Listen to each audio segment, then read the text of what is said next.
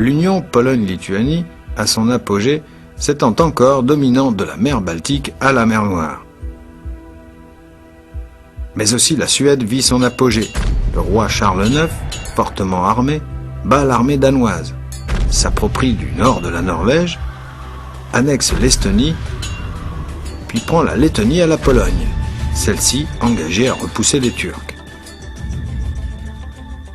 Ceci permet à la Prusse de se libérer de la souveraineté polonaise et d'instaurer une puissante armée, tandis que la Belgique s'unifie aux Pays-Bas et l'armée impériale d'Autriche prend la Croatie aux Turcs.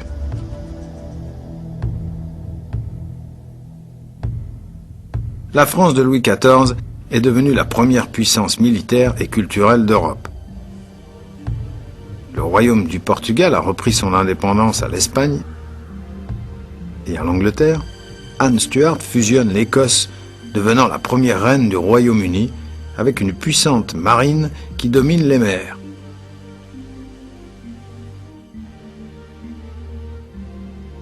En 1700, la Russie est devenue une puissance dominante.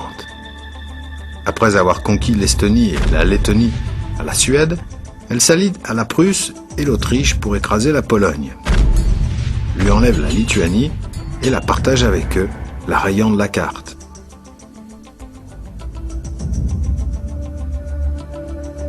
L'Autriche, qui a défait et remplacé les Espagnols en Italie, intègre le Luxembourg et les Pays-Bas dans l'Empire et reprend la Hongrie aux Turcs.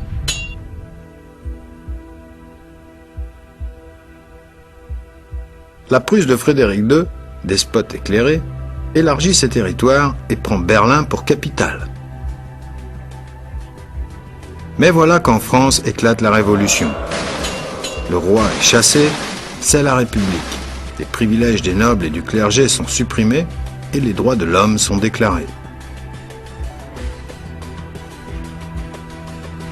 Napoléon prend alors le pouvoir et, suite à des victoires en Italie et en Égypte, il se proclame empereur de la France. Il bat l'Empire d'Autriche, le remplaçant par la Confédération du Rhin sous protectorat français. Il bat les Prussiens et leur enlève la Pologne qui renaît en tant que nation. Il annexe les Pays-Bas et les transforme en royaume de Hollande avec son frère Louis en tant que roi, puis il envahit l'Italie, mettant fin aux dernières entités autonomes. Et quand l'Espagne, inquiétée par les idées contre la monarchie, déclare la guerre à la France, Napoléon la bat, installant son frère Joseph en tant que roi d'Espagne. Mais les Anglais l'empêchent de prendre le Portugal, Malte et la Grèce. Cette dernière se libère des Turcs grâce aux Anglais, devient un royaume indépendant. Quand Napoléon part pour envahir aussi la Russie, celle-ci avait déjà enlevé la Finlande à la Suède et une partie de la Roumanie à l'Empire ottoman. S'ajoute alors à la coalition contre Napoléon, qui est arrêtée à Waterloo. L'Empire français est aboli et retourne à la République. L'Autriche reprend ses possessions impériales.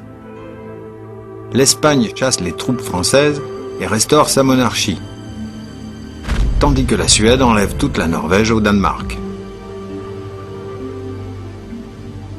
Les Pays-Bas deviennent un royaume uni à la Belgique et au Luxembourg. Mais la Belgique s'en détache aussitôt et déclare son indépendance, suivi par le Luxembourg qui se déclare indépendant et neutre.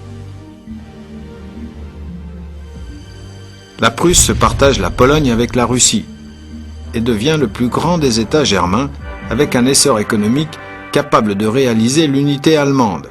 Et dans le but de remplacer l'Empire d'Autriche, Guillaume Ier de Prusse s'allie aux Piémontais, encercle l'Autriche et la bat, se couronnant enfin empereur d'Allemagne à Berlin.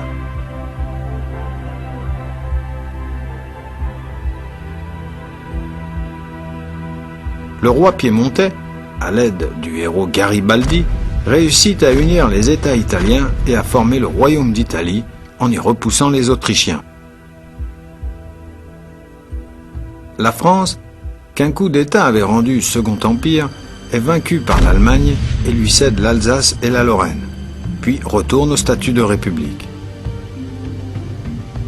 Les Turcs cèdent Chypre au Royaume-Uni. La Russie, après avoir aidé la Roumanie et la Bulgarie à se libérer définitivement des Turcs, se partage les pays du Danube avec l'Autriche, celle-ci étant devenue le royaume d'Autriche-Hongrie, héritant la couronne hongroise.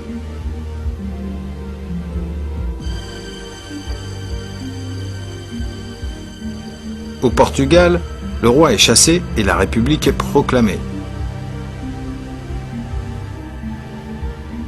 Les rois d'Italie, de Grèce et d'Autriche sont assassinés par des mouvements révolutionnaires.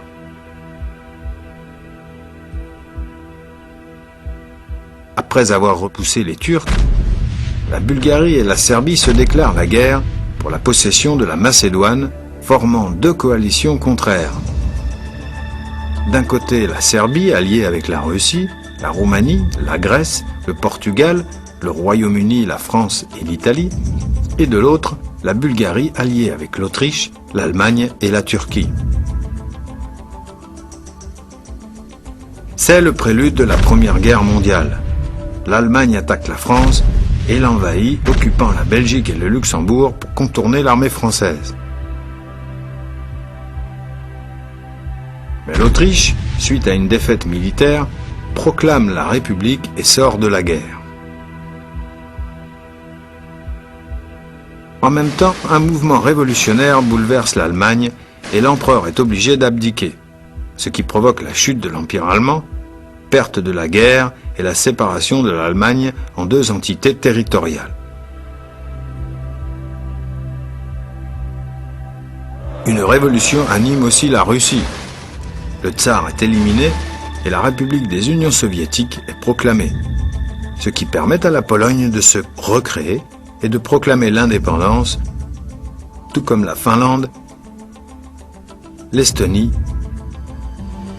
la Lettonie et la Lituanie. La Hongrie se détache de l'Autriche et prend aussi son indépendance.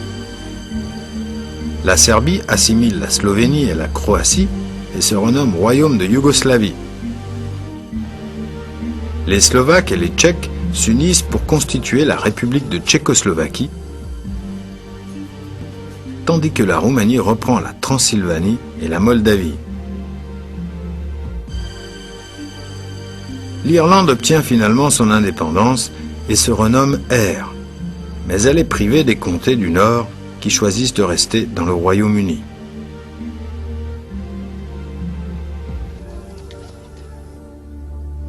C'est le moment des coups d'État militaires. En Espagne, le général Franco chasse le roi et institue la République. Au Portugal, la dictature est établie avec l'interdiction du Parti communiste. En Estonie et en Lituanie, des coups d'État suspendent les institutions et les libertés. En Allemagne, Hitler élimine toute opposition. Il prend le contrôle de l'État et se proclame Führer. En Italie, le roi confie le gouvernement à Mussolini, qui établit la dictature fasciste. Et en Lettonie, un coup d'État communiste instaure un régime dictatorial.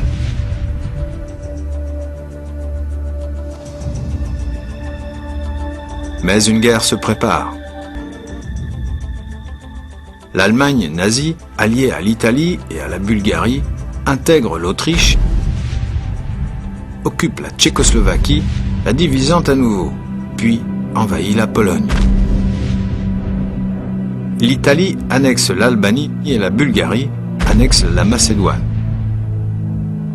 Hitler continue l'invasion de l'Europe, annexant le Danemark, la Norvège, les Pays-Bas, le Luxembourg, la Belgique, la France, la Yougoslavie, la Grèce, la Hongrie, la Roumanie, puis s'allie à la Finlande et commet la même erreur que Napoléon. Il attaque l'immense Union soviétique, sous-estimant les dures conditions climatiques de ce pays qui lui coûteront jusqu'à l'arrivée de Moscou un quart de ses troupes.